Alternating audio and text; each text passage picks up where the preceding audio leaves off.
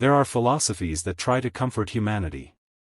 Philosophies that promise meaning, hope, purpose, salvation. But then, there are philosophies born from exhaustion. Philosophies that stare directly into suffering, without looking away. And among all the pessimistic thinkers in history, few descended deeper into darkness than Philipp Mainländer. A man almost forgotten by history. A philosopher who believed existence itself was a cosmic catastrophe. A thinker who proposed one of the most disturbing ideas ever written. What if the universe exists because God wanted to die?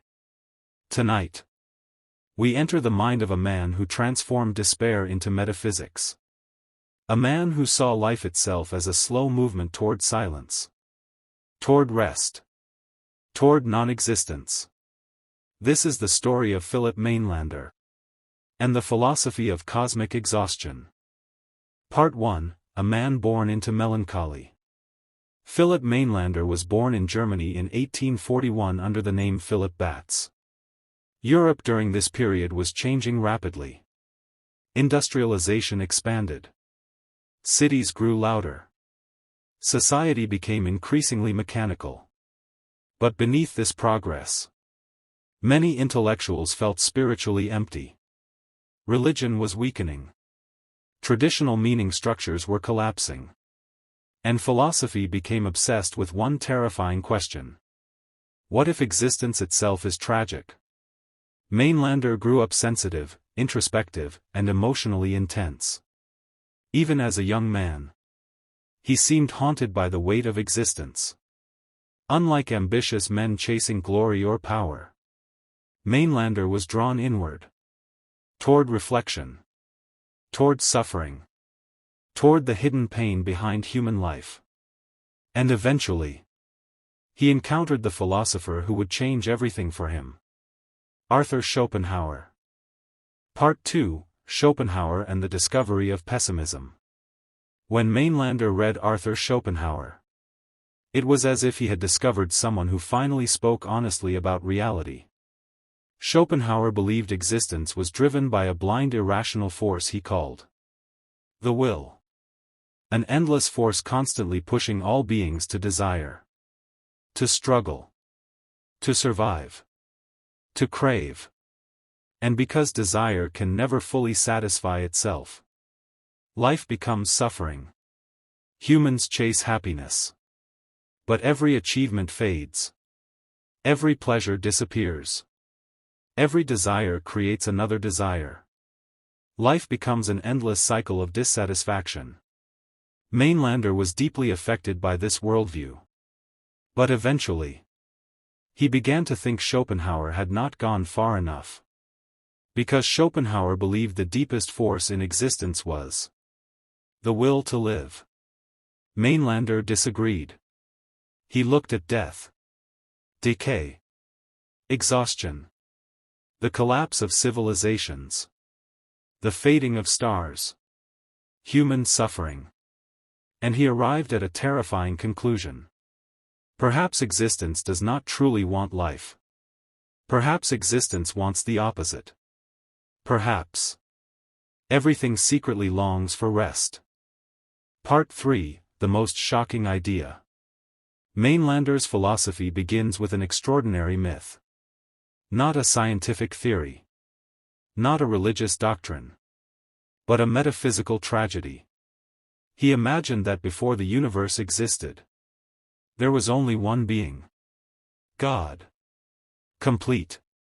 Infinite. Perfect unity. But according to Mainländer, God discovered something horrifying. Existence itself was unbearable. And so, God desired the only thing impossible for an infinite being: non-existence. But God could not simply disappear. An infinite being cannot die while remaining whole. So God committed cosmic self-destruction. The universe itself became the corpse of God. Reality was born from divine suicide. Stars, planets, life, human beings, All fragments of a shattered deity slowly dissolving toward nothingness. This was Mainländer's vision of existence. Not creation as triumph, but creation as collapse. And according to him, everything in existence still carries the original desire of God. The desire to stop existing. Part 4, The Will to Death. This became Mainländer's central concept. The will to death.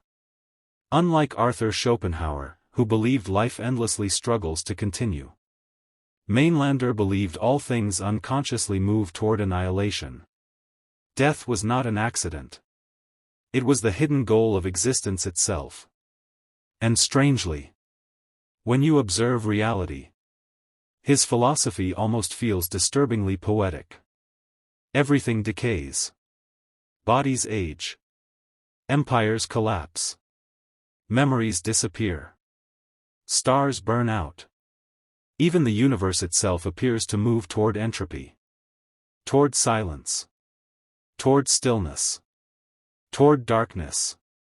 Mainländer interpreted all of this as evidence that existence is gradually exhausting itself. Life appears active on the surface.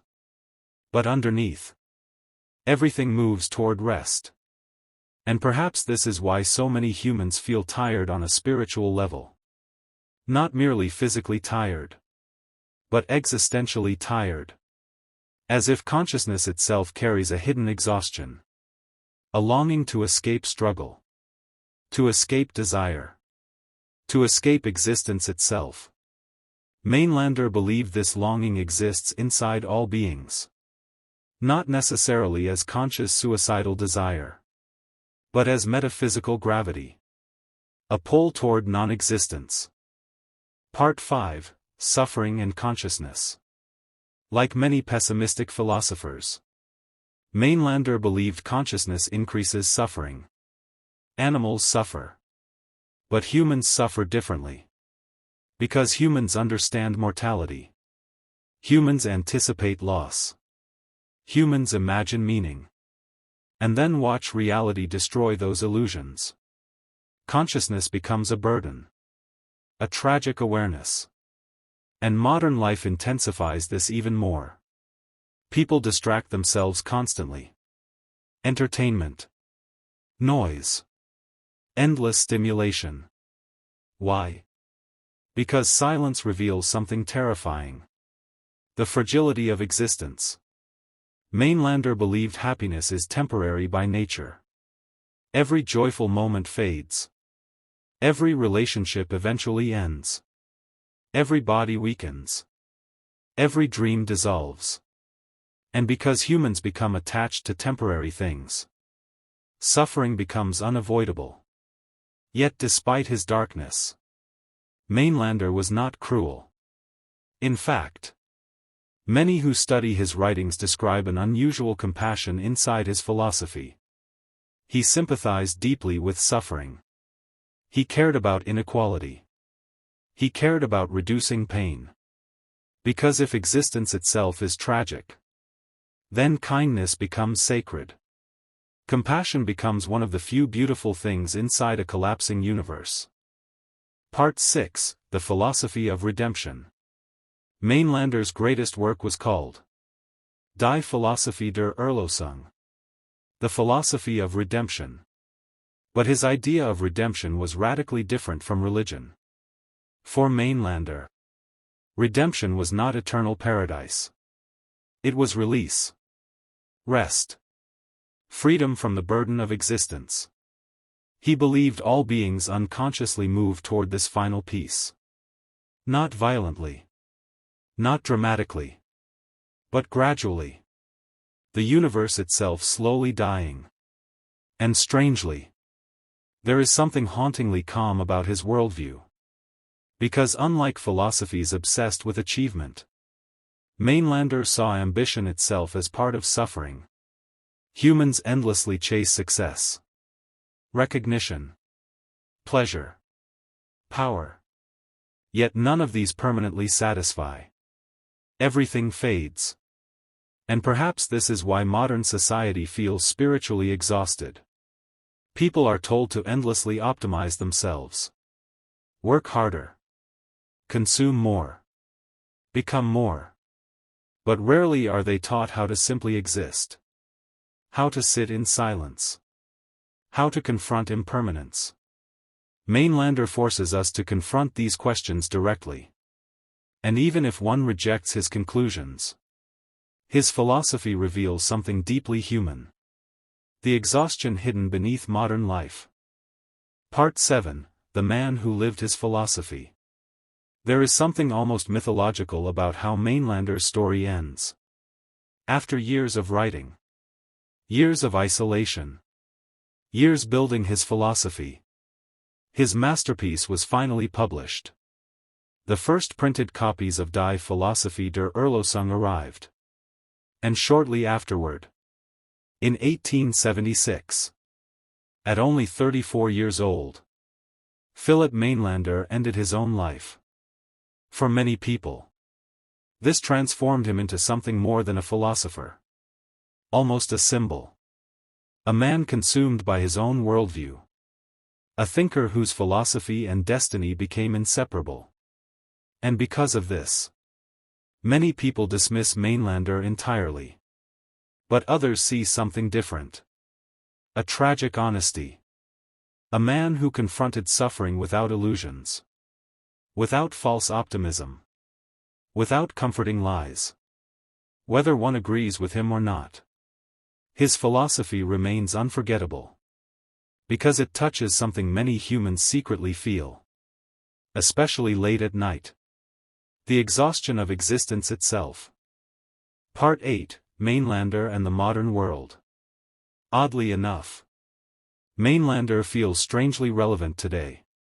Modern society is filled with stimulation. Yet many people feel emotionally numb. People consume endlessly. Content. Products. Validation. Noise. But beneath the distraction, there is often emptiness. And perhaps Mainländer understood this before modern society fully existed.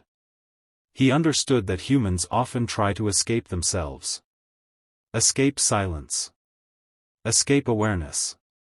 Because awareness can become painful. To fully realize how temporary everything is can feel unbearable.